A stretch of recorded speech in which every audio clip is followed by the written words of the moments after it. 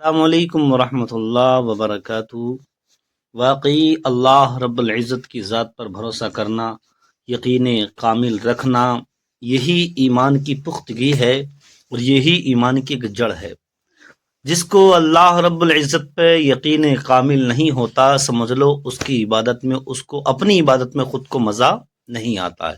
اس لیے اللہ رب العزت پر یقین کامل رکھیں اور لذت کے ساتھ عبادت کریں اللہ کی۔ دیکھیں حضرت کا بیان سنیں، ایمان تازہ ہو جائے گا۔ آپ کو ایمان اور یقین حاصل ہو تو پھر دعا کریں اللہ اس پر استقامت عطا فرمائے، پھر اس پہ ڈٹ جائے۔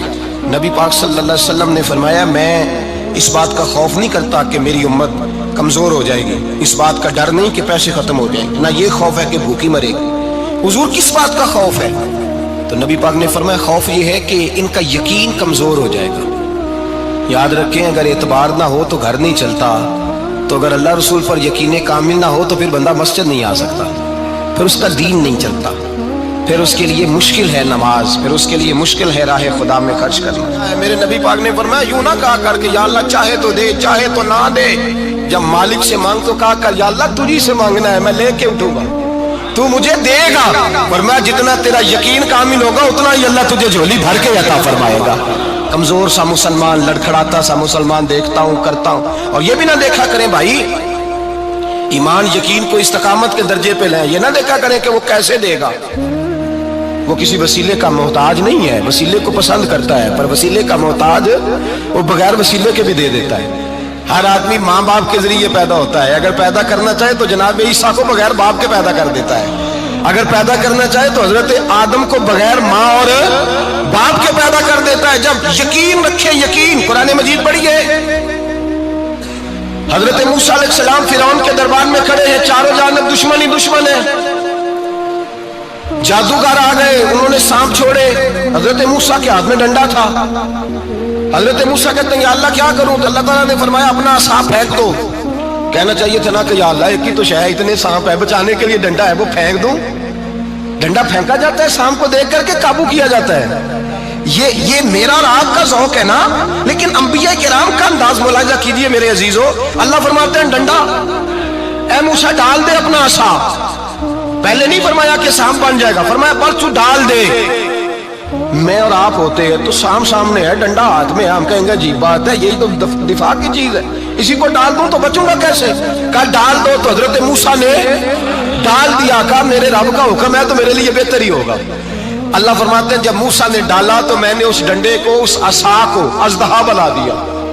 اب کبھی عصا بھی اژدہا بنے، کبھی چھڑی بھی بہت بڑا اژدہا بنی ہے، لیکن قرآن کہتا ہے جناب موسیٰ نے ڈالا تو اللہ نے اژدہا، بلکہ اس سے پیچھے چلیے، عورتیں کمزور یقین کی ہوتی ہیں نا، جناب موسیٰ پیدا ہوئے تو اللہ فرماتے ہیں میں نے موسیٰ کی ماں کے دل میں بات ڈالی، ماں کے دل میں، صندوق میں ڈال کے تو اس کو دریا میں بہا دے۔ اور بھائی صندوق میں کہہ سکتے ہیں نا آکسیجن کیسے جائے گی، اور دریا میں بچے بچنے کے لیے ڈالے جاتے ہیں کہ ڈوبنے کے لیے ڈالے جاتے ہیں؟ ماں کے دل میں یقین کمزور نہیں تھا ماں کا۔ انبیاء کے ماں باپ موحد ہوتے ہیں، دین کو ماننے والے، ماں کے دل میں اللہ نے بات، اللہ قرآن میں کہتے ہیں میں نے وحی کی، میں نے القاء کیا، میں نے بات ڈالی۔ حضرت موسیٰ کی ماں کہتی ہے میں نے ڈال کے نا سمندر میں بیٹا، میں نے سمندر میں بیٹا ڈال کے صندوق میں بند کر کے رب کے حوالے کیا۔ آپ فرماتے ہیں میرے مالک کا بھروسہ کیا تو پھر میرے مالک کا کام دیکھو، کمال دیکھو، میں نے دریا میں ڈالا، اللہ نے فرعون کے گھر میں میرے بیٹے کی پرورش کرا دی۔ یہ یقین کہ حضرت موسیٰ کے پاس قوم آئی، قرآن پڑھیے، کہا جناب پانی چاہیے، وَإِذِ اسْتَسْقَىٰ مُوسَىٰ لِقَوْمِهِ، موسیٰ نے اپنی قوم کے لیے پانی مانگا، ہم نے کہا فَانْفَجَرَتْ مِنْهُ اثْنَتَا عَشَرَةَ عَيْنًا، اپنا ڈنڈا پتھر پہ مارو۔ عقل والا آدمی ہوتا تو اڑ جاتا، کہتا یا اللہ پتھروں سے بھی کبھی پانی نکلا ہے؟ اضرب بعصاک الحجر، مارو پتھر پہ ڈنڈا۔ اللہ کے نبی نے منٹ نہیں لگایا، ٹھا کر کے ڈنڈا لگایا، فَانْفَجَرَتْ مِنْهُ اثْنَتَا عَشَرَةَ عَيْنًا۔ اللہ فرماتے ہیں جناب موسیٰ نے ایک عصا مارا، میں نے 12 چشمے جاری کر دیے۔ تو لے تو اللہ کرتا ہے، اللہ کہتا ہے پڑھ نماز روزی دوں گا، کہتا ہے سوچتا ہوں۔ اللہ فرماتا ہے آجا مسجد میں تیرا ہو جاؤں گا، کہتا ہے دیکھتا ہوں۔ رب فرماتا ہے تو میرے محبوب کی غلامی کر، میں تجھے محبوب بنا لوں گا۔ تو کہتا ہے تھوڑا بڑا ہو کے داڑھی رکھنی ہے، ابھی سیانا ہو کے میں ذرا سرٹیفکیٹ لے لوں اسرائیل سے کہ کتنے سالوں کے بعد آئے گی، پھر شروع کروں گا۔ پروگرام بنا رہا ہے، ابھی تو ارادے میں ہے اللہ کے پیغمبر کا ڈنڈا، اور اس سے زیادہ آگے بات ہو گئی، پیچھے فوج لگی ہوئی ہے فرعون کی، मजमा है, हजारों लाखों का लश्कर लेके, तलवारें, नेज़े, फिरौन पीछे, आगे दरिया आ गया। हजरत मूसा अलैहिस्सलाम खड़े हैं, अब किधर जाएं? अल्लाह पाक ने फरमाया मारो डंडा। कहां? पानी पे डंडा मारो। अब हजरत मूसा अलैहिस्सलाम पानी पे डंडा मारे तो पानी उभरेगा, इससे ज्यादा क्या होगा? पहले पत्थर पे डंडा मरवाया तो पानी निकला, अब पानी पे डंडा मरवाया, फाइस फरकना बिकुमुल बहरा फानजैनाकुम वागरकना अला फिरौन। अल्लाह फरमाते मूसा ने पानी पे डंडा मारा तो मैंने पानी में रास्ते बना दिए। एक जगह डंडा मारा तो पानी निकल आया, दूसरी जगह आसा मारा तो पानी खुश्क हो गया, 12 चश्मे बन गए, 12 रास्ते बन गए दरिया में से।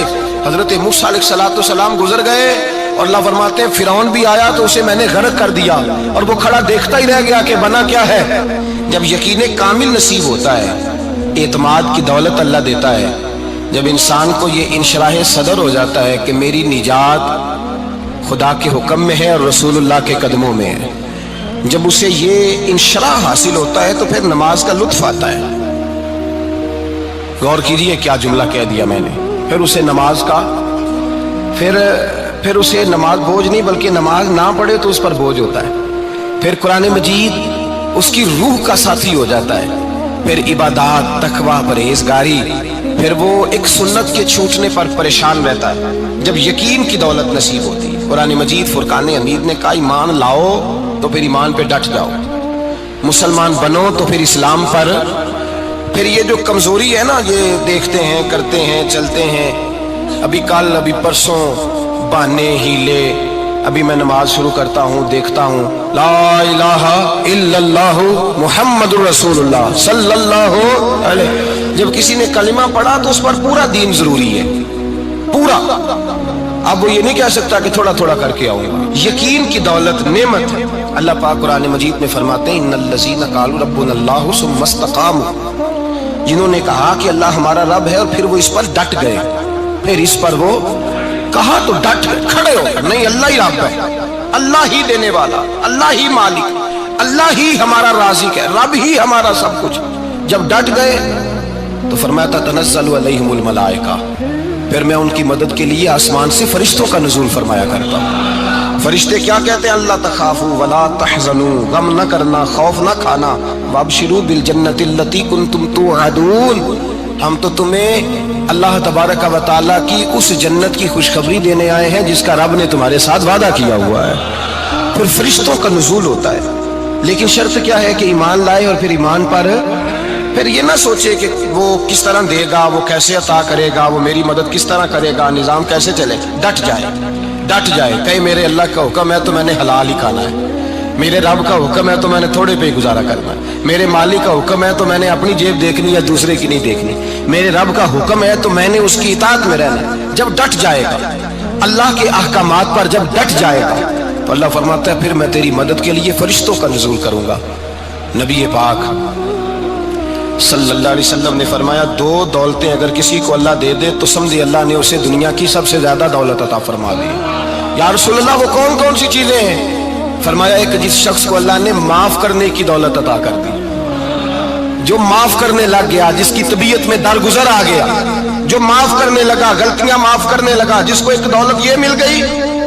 और दूसरा मेरे मुस्तफा ने फरमाया जिसे अल्लाह ने यकीन की दौलत अता फरमा दी। जिसको ये दो दौलतें मिल जाए, एक दरगुजर करना, दूसरा रब रसूल पे यकीन कामिल रखना, उसे कायनात की हर शय मिल गई। मेरे नबी पाक ने फरमाया जब भी दुआ मांगो खुदा से ये दो नेमतें मांगा करो, अर्ज किया करो ए अल्लाह दरगुजर की दौलत अता फरमा, ए अल्लाह तू हमें यकीन की दौलत अता फरमा, ईमान की कुव्वत और पुख्तगी नसीब फरमा। मेरे भाई हुजूर ने फरमाया मांग के लो। कमजोर ईमान वाला शख्स किसी काम का नहीं होता। जिस आदमी के ज़हन में शक का बीज एक दफा जन्म लेता है वो आदमी तो गुलाम से बदतर है। बेकैफ सजदा, रूठी रूठी सी इबादत, उसकी जिंदगी कैफियत से खाली है। जिस शख्स को पता चल जाए ना लोग मेरे मुखालिफ हैं, उसका तो सजन रहता ही कोई नहीं। असल बात ये होती है कि यहाँ सोच बैठा है कि दुनिया मेरे खिलाफ है, यहाँ मुखालफत यहाँ बैठ गई है, दो बंदे बातें कर रहे हैं तो परेशान है, मेरे खिलाफ ही लगे हुए हैं, मेरी ही बात हो रही है। तो असल तकलीफ कहाँ है? और अगर यहाँ यकीन कामिल हो गया ना कि सारे मुझसे प्यार ही करते हैं, तो फिर दो बंदों को बात करता देखेंगे तो यही सोचेगा मेरी तारीफें कर रहे हैं।